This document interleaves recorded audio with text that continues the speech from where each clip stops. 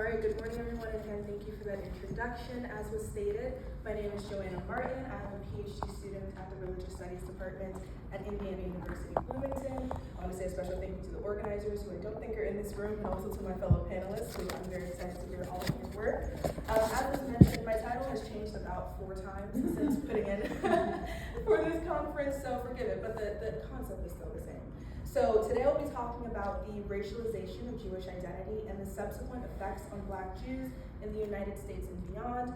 The title of my project is The Ever-Expanding Bosom of Whiteness, Racial Identity Among European Jewish Immigrants and Black Jews. So today I will have 2 major sections. First, I will spend a short amount of time exploring how the racialization of European Jewish immigrants in the United States influenced the development of Jewish identity and perceptions of authenticity in the 1960s. And then I will subsequently talk about how Black Jewish communities, like the Commandment Keepers and Eat Low Keepers, have confronted racialized views of Jewish identity and what obstacles they've encountered in achieving recognition within Jewish spaces. So, what I'm going to start with first is a quote. So in 2006, Wilbur A. Tatum, editor and publisher for the New York Amsterdam News, wrote a piece entitled A Question for Black America, By Whose Hand Shall We Die? A question which he provocatively answered with the following statement. There is a belief that there is a special hatred towards Blacks by Jews because there is a feeling that if Blacks did not exist, Jews would not be considered white at all, but rather they would be considered Blacks without portfolio in white America. End quote. This quote highlights the complexities of Jewish racial identity in America, how Jewish whiteness, quote unquote, has often been framed as conditional and dependent on the existence of Blackness. This tension requires us to interrogate how European Jewish immigrants navigated whiteness in America and how their racial classification shaped Black-Jewish relations. Historically, Jewish identity was understood within an East-West framework, but as European Jewish immigrants arrived in the United States between 1820 and 1945,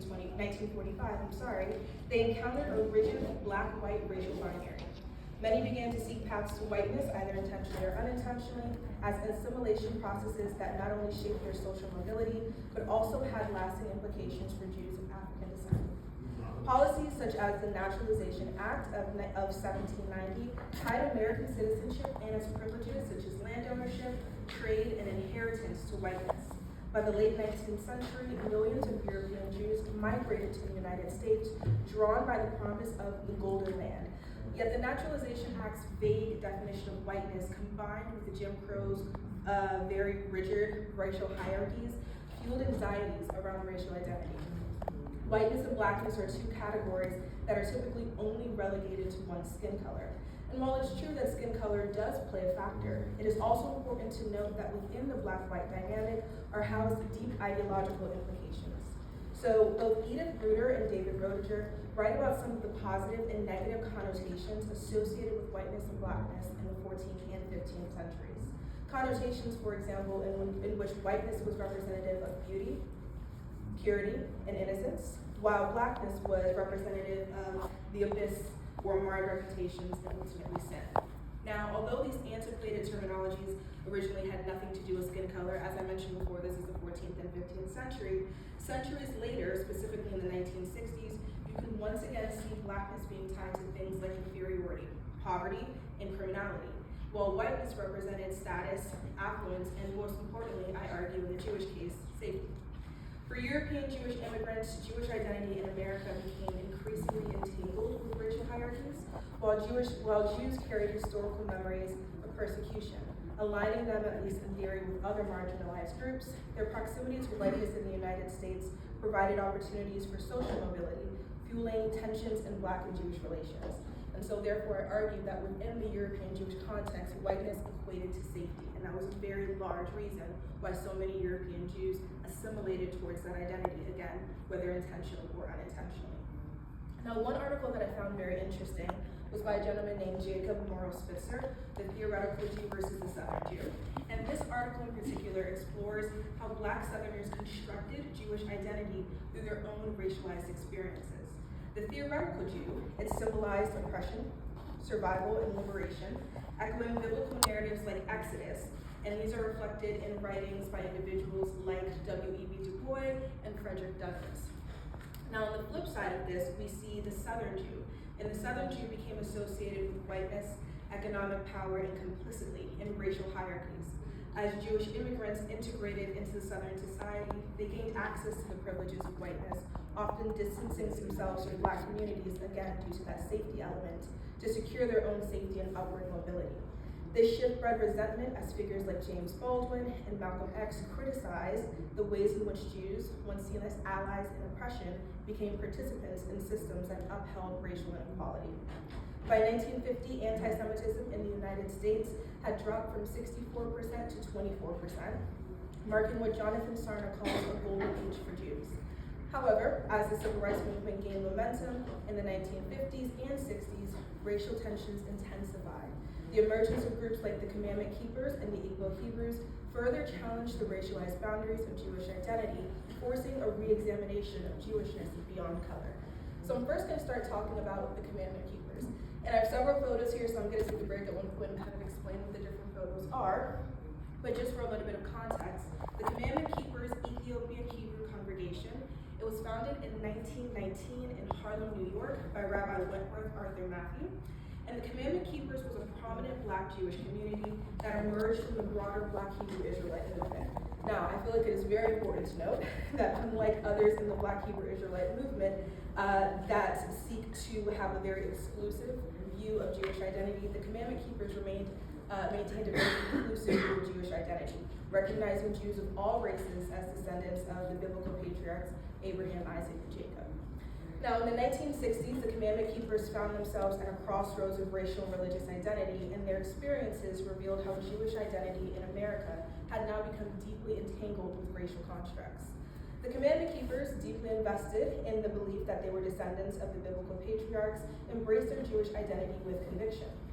They practiced traditional Jewish rituals, honored the Sabbath, observed important Jewish holidays such as Yom Kippur and Rosh Hashanah, and wore kippah and mezuzot, had mezuzot placed on every relevant doorframe. Yet despite their steadfast religious observance, Howard Brooks examines how they were still addressed and seen as little more than Negro Jews. Now, this label invited continuous questioning regarding religious and ethnic authenticity and ignored the deep connection Commandment Keepers felt to the Jewish faith. So I'm going to explain some of the photos that I have here. So in this photo we have here in the center, this is Rabbi Wentworth himself, and he's holding one of 4 Torah scrolls that they had. This obviously was the largest. And some of the other individuals next to him, they're not necessarily names, but we can assume that they're some of the other rabbis within the spaces. And we can see a lot of the Jewish elements being incorporated. The gentlemen themselves, Rabbi Wentworth, you can't really see it, he's wearing a tallit, but all of them are kind of wearing tallits. They're wearing head coverings of sorts, but as you can tell that they're not your typical kippahs, and that was very intentional in this element of reclaiming their Jewish identity. They still wanted to maintain some of their ethnic authenticity, and so they really incorporated Ethiopian or African elements into their head coverings in order to have that merging of identities. But we still see things like the menorah down here, the Magen David in the back, and we obviously have a bima here as well. And then in the top corner, I don't know if you can quite see it, we also have another Magen David in what looks like a frame. Now this next photo, if it will go to, is actually one of my favorites. This is a young boy by the name of David Matthew Dorr, and he is the one standing at the bima. This is actually his bar mitzvah. We see 3 of his friends sitting down at the bottom, again, all wearing tallit, being very supportive of him, although they look a little bit disinterested in the moment. We see in the back, we have, again, those 4 rabbis sitting in the different chairs. All the way on that side, you can kind of see half of his face. That is Rabbi Wentworth again.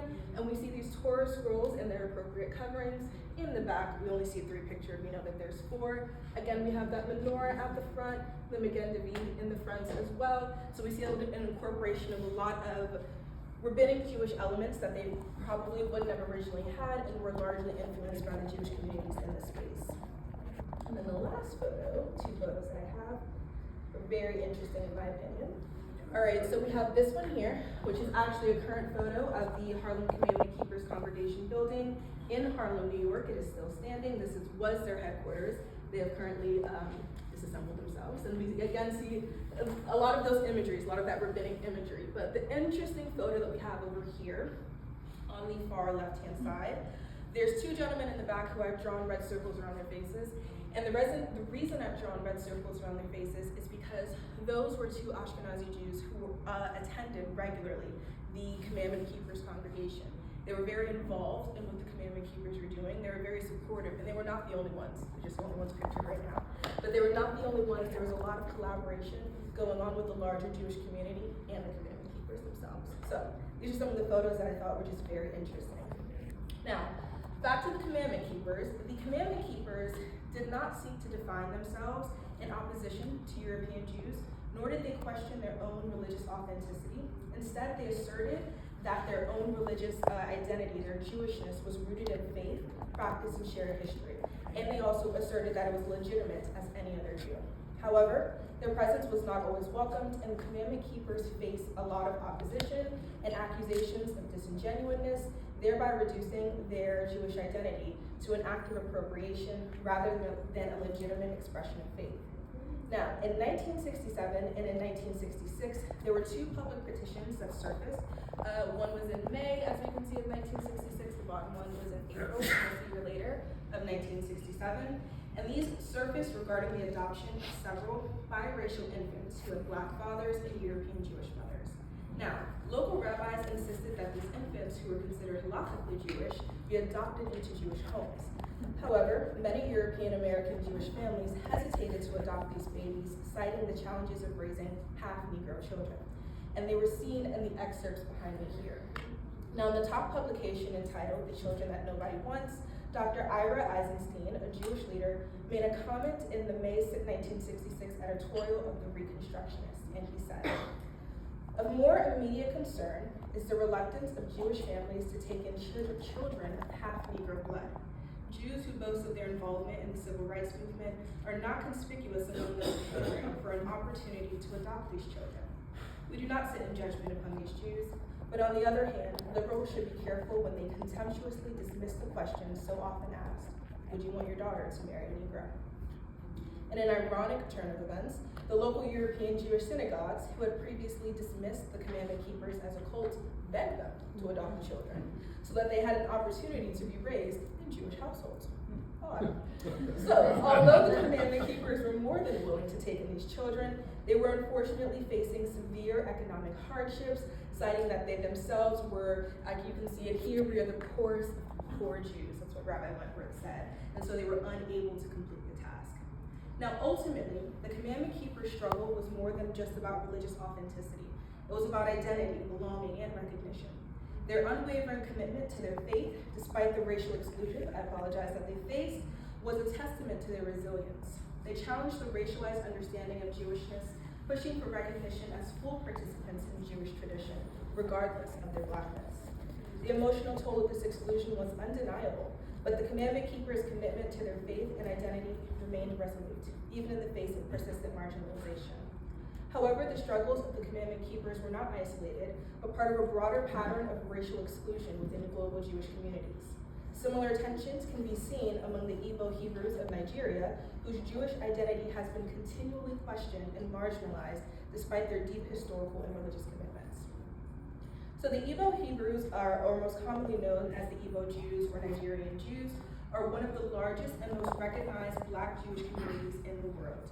And their continued existence presents a striking challenge to the racialized boundaries of Jewish identity. There are several origin stories regarding the Igbo Hebrews. However, most trace their lineage within one of the 10 northern tribes of Israel, asserting that their ancestors were part of the Assyrian exile in 722 BCE. This connection isn't just theoretical, it's embedded within centuries of culture, traditions, religious practices, and oral history. Today, Nigeria has 26 synagogues and around 30,000 Igbo practicing various forms of Judaism. According to Edith Bruder, this community consists of 3 groups. We have the Hebrewists, who trace their heritage to Abraham, Isaac, and Jacob.